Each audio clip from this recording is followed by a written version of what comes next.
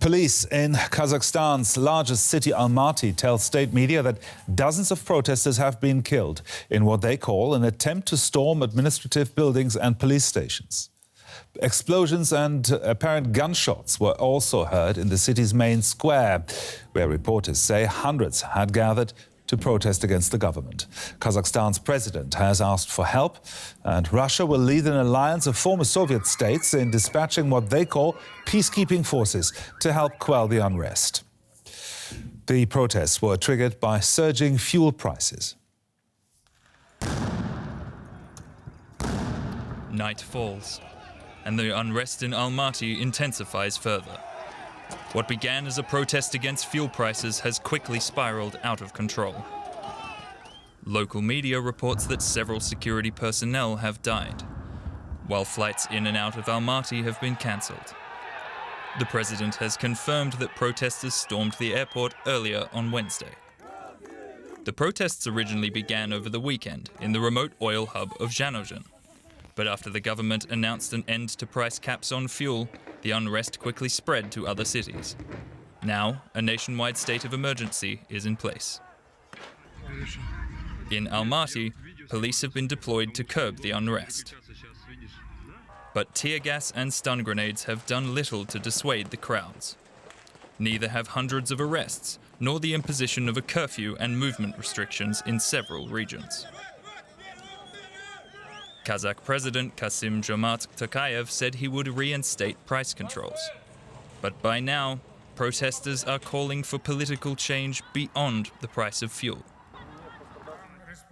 In a surprise move, President Tokayev also sacked the government and took control of the State Security Committee, ousting former president and longtime ruler Nur-Sultan Nazarbayev. Now, with Tokayev solely at the helm, he has called in the military. And he says no matter what, he will stay in the capital. As the head of state and from today, the president of the Security Council, I intend to act as tough as possible. Kazakhstan's authoritarian government usually tolerates little real opposition. But this time, the protesters' anger seems to have caught the authorities off guard.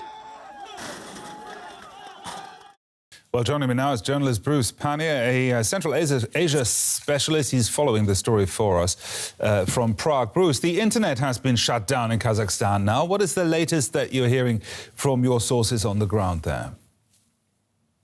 Well, there seemed to be some partial restoration of the internet last night, late. I don't know if they've tried to black it out again. You know, you mentioned that Russia agreed that they were going to send some troops over there to help out, and there is what they're calling in Kazakhstan a counter-terrorism operation underway in Almaty at the moment. So I'm sure that the internet is down in Almaty, and there's probably a blackout in some of the other nearby regions too, some of the big cities as well. So it's been hard to get information for days out there, and until they get to the point where they think they've restored order in Almaty, I would imagine it would be very difficult to connect.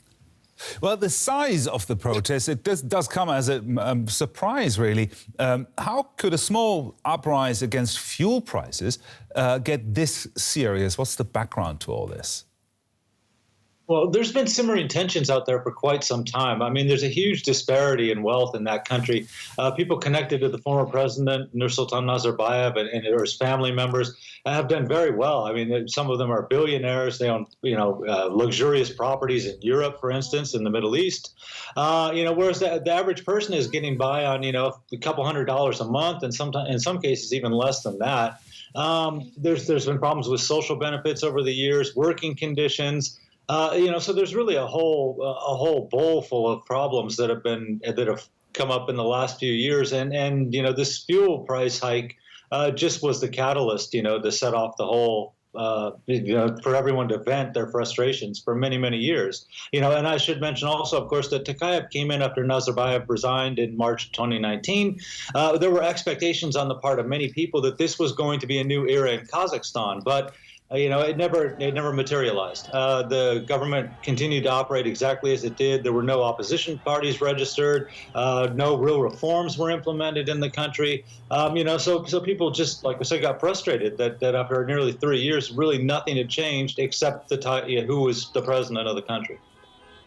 Well, the so-called Collective Security Treaty Organization will send peacekeepers now to Kazakhstan at the country's request. Does that mean that Russian troops will crack down on the protesters?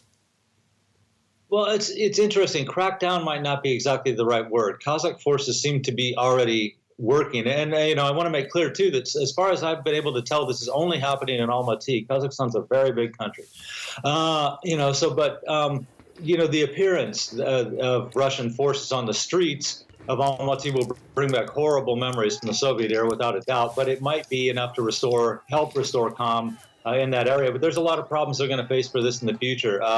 People in Kazakhstan will not be happy that Tokayev had to resort to calling in, the CSTO to help him out. And he's framed this all of a sudden last night as being the work of a band of terrorists who were trained outside the country, and there was absolutely no evidence that that's the case. This appears to be purely a popular uprising, and it's sort of ridiculous if you look at the pictures of some of these protesters. They're oil workers, women, people like that. How these got to be a band of terrorists who were trained outside the country, I have no idea, but he used that as the pretext to call in the CSTO. He's going to pay a price for that for, days, months, years to come, probably. Journalist Bruce Pannier there, thank you very much. Thank you.